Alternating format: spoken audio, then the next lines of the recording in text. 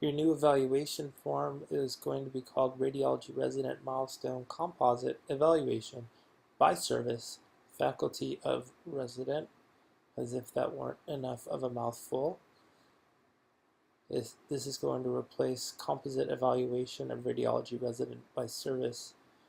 Composite means that all faculty on the service give their input, either at the section meeting or using online survey tools, and the point person for that rotation submits the evaluation.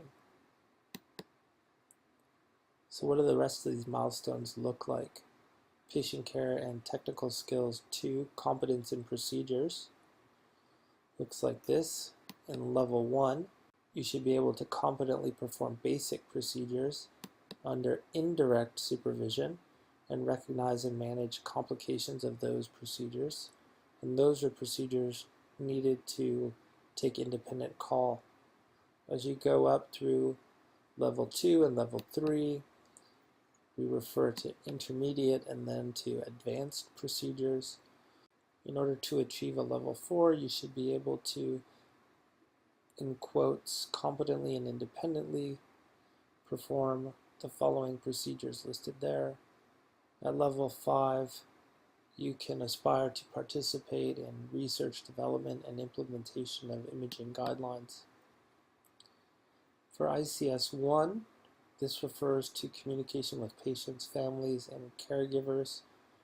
In order to take independent call, you have to be able to communicate information about imaging and exam results in routine, uncomplicated circumstances, and be able to obtain informed consent.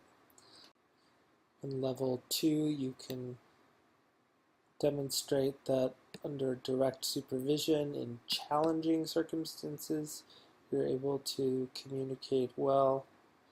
In level 3, you can communicate under indirect supervision in challenging circumstances. In level 4, you can be expected to communicate complex and difficult information. And in level 5, at that level, you serve as a role model for effective and compassionate communication.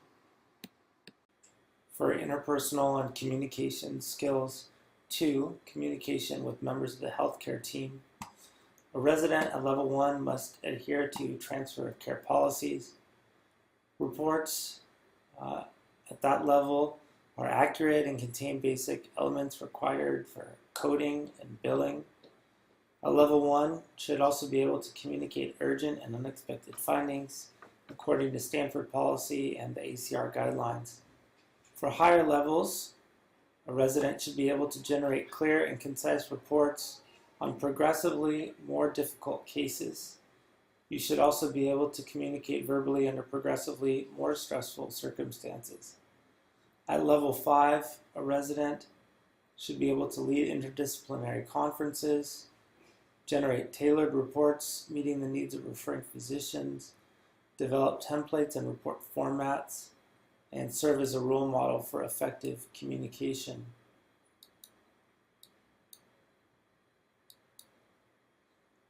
For medical knowledge 1, protocol selection and optimization of images.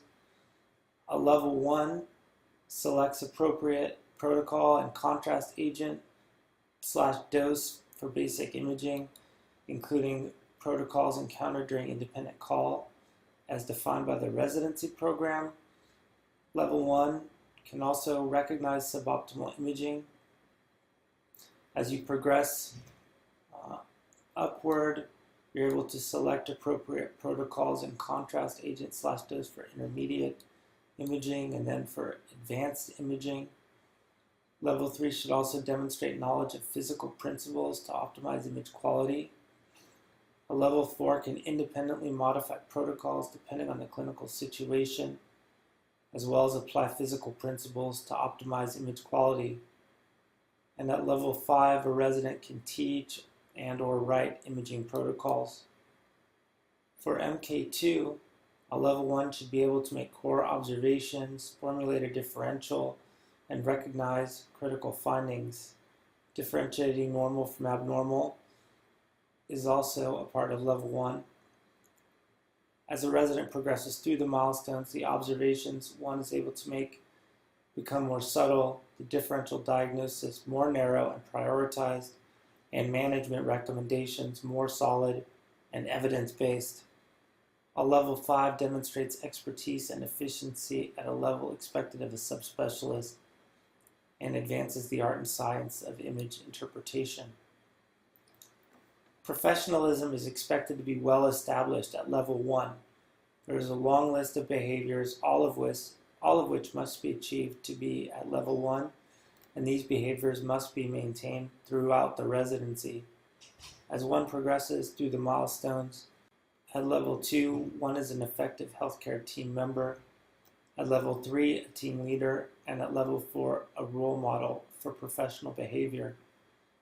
At level 5, a resident can participate in local and national organizations to advance professionalism in radiology and mentors others regarding professionalism and ethics. For practice-based learning and improvement, number 1, patient safety, contrast agents, radiation safety, MR safety, and sedation. For contrast agents, you must be able to recognize and manage contrast reactions. Progressing upwards, contrast reaction management does not change until at level 5 you can teach appropriate treatment of contrast reactions to others. For radiation safety, at level 1 you must be able to describe the mechanisms of radiation injury and the ALARA concept. As you progress upward, you're able to progressively understand and communicate radiation dose and risk. For MRI safety at level 1, you must be able to describe the risks of MRI, and as you progress upward, you're able to access resources to determine the safety of implanted devices and retain metal. At level 3, communicate MR safety of common implants and retain foreign bodies. At level 4, apply principles of MR safety, including safety zones and pre-MR screening. And at level 4 also, you should be able to describe the principles of conscious sedation. So those are the 8 milestones that will be evaluated at the end of every rotation. There are four more milestones that are going to be assessed semi-annually in your meetings with the program directors. These are not really observable on clinical service.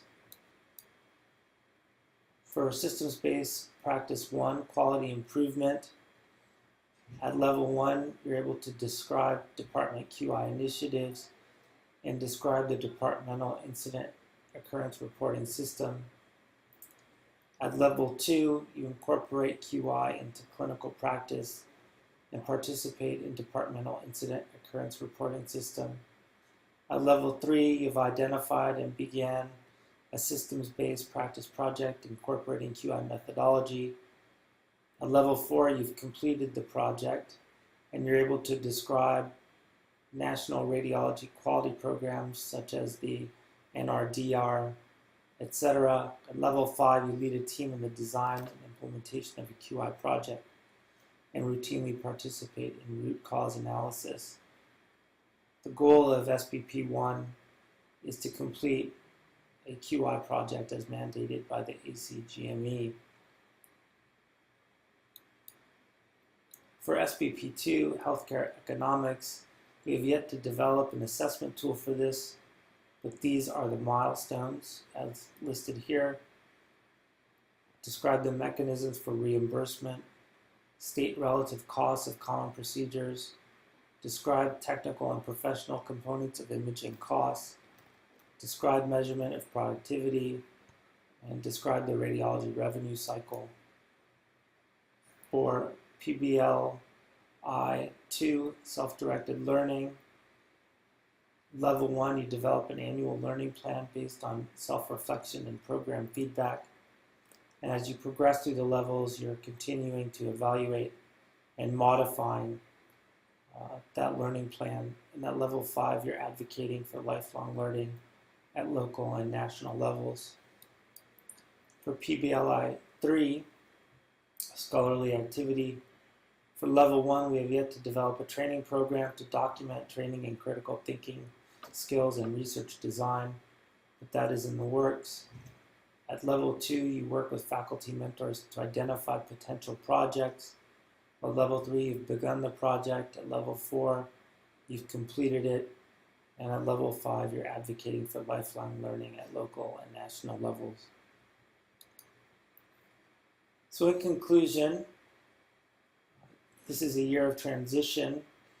We are one of 7 pilot programs in the Next Accreditation System. And this is actually a bit of a blessing in that we can make mistakes and not have them count so much against us. Change is painful, but we're trying to cushion the impact this has on each of the residents individually. And although we have increased accountability to the ACGME, we also have increased accountability to one another. That is, we need to motivate ourselves to perform at a higher level. And achieving the milestones will allow us to be on strong footing with the ABR and ACGME so that we can in turn innovate and meet the unique needs of the residents who choose Stanford Radiology as their training program.